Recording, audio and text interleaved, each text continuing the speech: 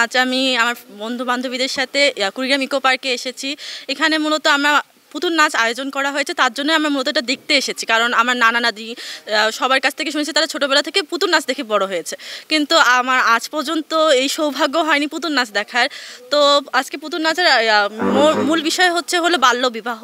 সে আমাদের বর্তমান প্রজন্ম ফেসবুক বলেন, ইন্টারনেটে বিভিন্ন জায়গায় প্ল্যাটফর্মের মধ্যে বলে যে টিকটক, তারপর ইনস্টাগ্রাম, এগুলোর মধ্যে নিমজ্জিত। আমাদের প্রাচীন যুগে যে বিনোদনের মাধ্যম লাঠি খেলা, তারপরে নৌকা বাইচ, তারপরে যে পুতুল নাচ, এগুলোর তারা ভুলে গিয়েছে, একবার বিলুপ্ত হয়ে গেছে। কিন্তু আমার উচিত আমাদের প্রাচীন ঐতিহ্যকে ধরে রাখা।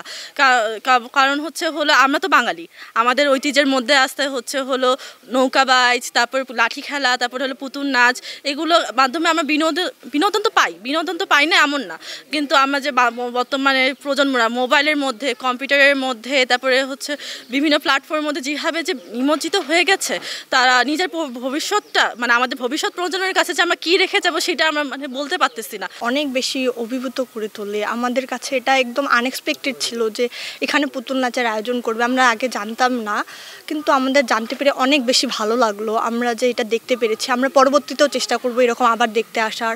আমরা চাইবো যে আমাদের পরিবারের সদস্যদেরকে আরও নিয়ে আসার, তাদেরকেও আবার দেখাবো। আর আমরা জানি যে তাদেরও অনেক ভালো লাগবে। আমরা এটা দেখে অনেক বেশি আনন্দিত হলাম। আমরা চাই এটা যাতে হারিয়ে না যাক, আমাদের মাঝে আরও বেঁচে থাকুক, বৃদ্ধি লাভ করুক। ছোটোবেলায় গল্প শুনতাম পুতুল নাচের, কিন্তু আসলে কখনো দেখার সৌভাগ্য হয়নি। এই প্রথম কুড়িগ্রামে ইকো পার্কে আয়োজন করছে পুতুল নাচের। এখানে আসলাম, ফ্যামিলি নিয়ে আসছি, দেখলাম, ভালো লাগলো, এই আর কি। এটা একটা গ্রাম বাংলার ঐতিহ্য, কখনো দেখতে পারিনি, আজকে প্রথম দেখলাম, দেখে খুবই ভালো লাগলো।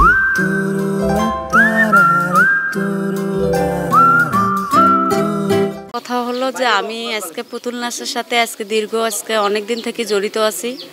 আগে কিন্তু পুতুল নাচ দিয়ে আমার অনেক কিছু, কিন্তু আমার জীবনের সংসারের অনেক কিছু আর আয় হতো, বা ওইটা দিয়ে আমার সংসার চলতো।